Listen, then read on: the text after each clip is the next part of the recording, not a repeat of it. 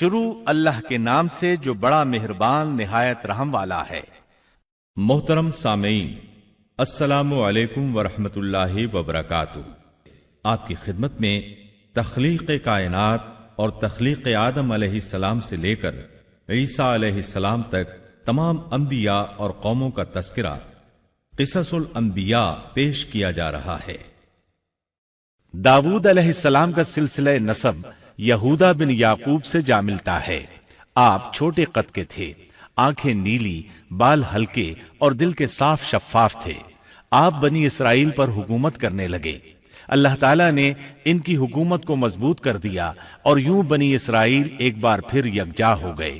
اللہ تعالیٰ نے آپ پر بہت سے معجزات ظاہر فرمائے۔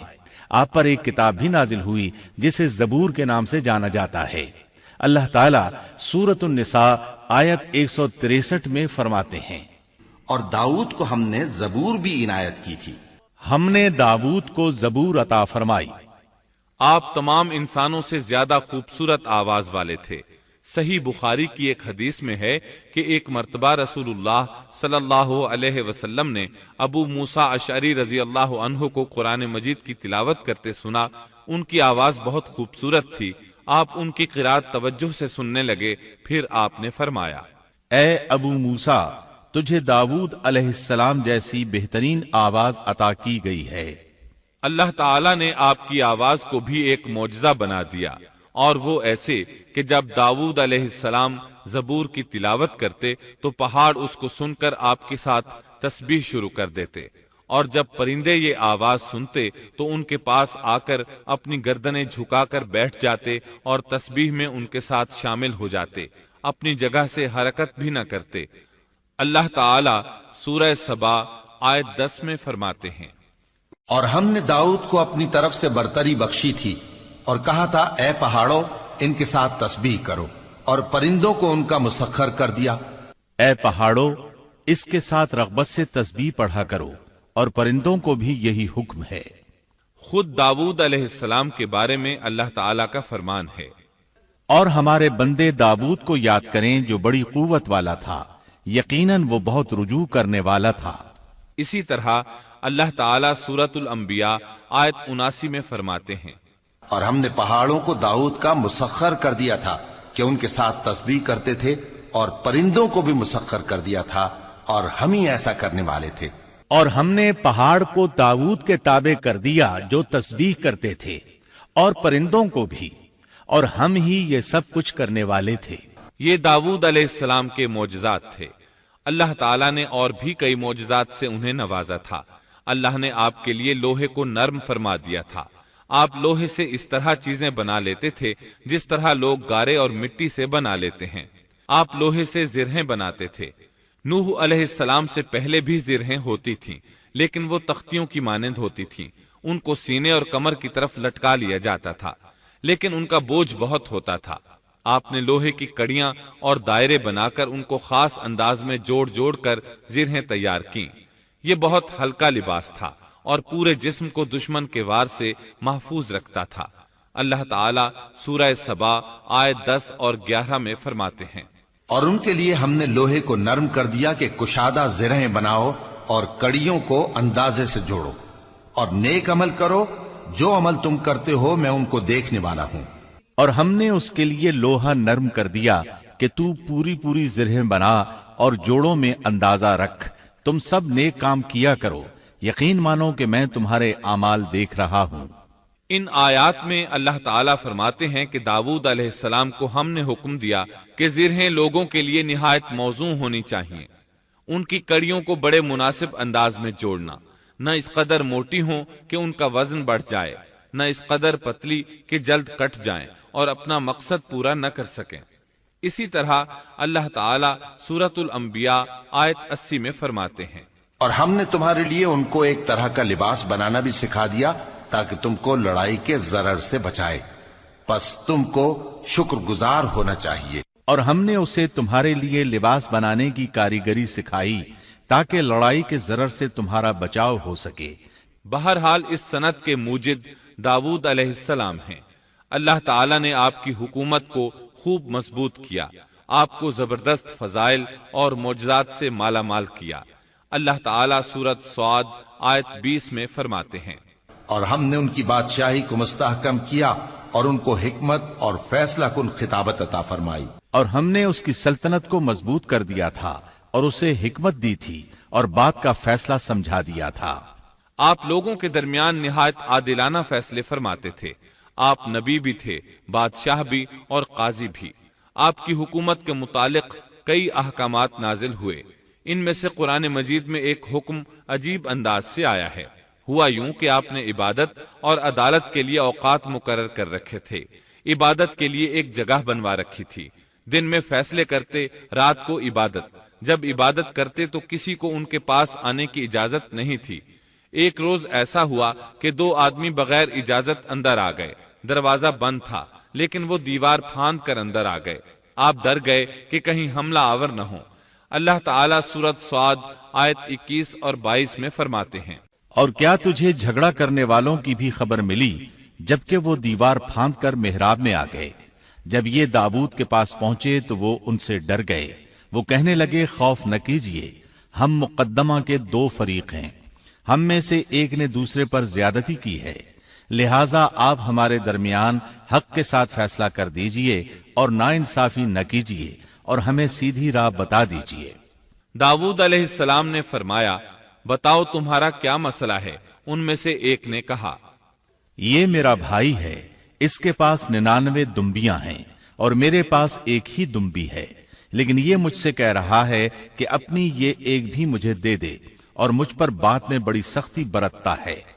اس آیت کی تفسیر میں ہے کہ ایک دمبی والے بھائی نے کہا، یہ میرا بھائی بہت چالاک ہے، برے طریقے سے بات کرتا ہے، کہتا ہے کہ میری دمبیاں چرنے جاتی ہیں تو اس اپنی ایک دمبی کو بھی ان کے ساتھ بھیج دیا کرو۔ جب میری دمبی اس کی دمبیوں کے ساتھ آنے جانے لگ گئی تو اب یہ کہتا ہے کہ یہ بھی میری ہے، اب میں خالی ہاتھ ہوں۔ اس طرح میں اس کے ظلم کا نشانہ بن چکا ہوں۔ داؤد علیہ السلام نے فوراً کہا، اس کا اپنی دمبیوں کے ساتھ تیری ایک دمبی ملا لینے کا سوال واقعی تیرے اوپر ایک ظلم ہے، اور اکثر حصے دار اور شریک ایسے ہی ہوتے ہیں کہ ایک دوسرے پر ظلم کرتے ہیں، سوائے ان لوگوں کے جو ایمان لائے اور جنہوں نے نیک عمل کیے، اور ایسے لوگ بہت ہی کم ہیں۔ داؤد علیہ السلام نے دوسرے بھائی کی بات سنے بغیر ہی اسے ظالم ٹھہرا دیا۔ آپ کا فیصلہ سنتے ہی دوسرا بول اٹھا، آپ نے میری بات تو سنی ہی نہیں اور فیصلہ دے دیا، پہلے آپ میری بات تو سنتے۔ داؤد علیہ السلام فوراً بھانپ گئے کہ ان سے غلطی ہوئی ہے اور سمجھ گئے کہ یہ اللہ تعالیٰ کی طرف سے آزمائش ہے۔ آپ نے فوراً توبہ کی، اللہ کی طرف رجوع کیا اور استغفار کرنے لگے۔ اور داؤد سمجھ گئے کہ ہم نے انہیں آزمایا ہے، پھر تو اپنے رب سے استغفار کرنے لگے اور عاجزی کرتے ہوئے سجدے میں گر پڑے اور پوری طرح رجوع کیا۔ پس ہم نے بھی ان کا وہ قصور معاف کر دیا، یقیناً وہ ہمارے نزدیک بڑے مرتبے والے اور بہت اچھے ٹھکانے والے ہیں۔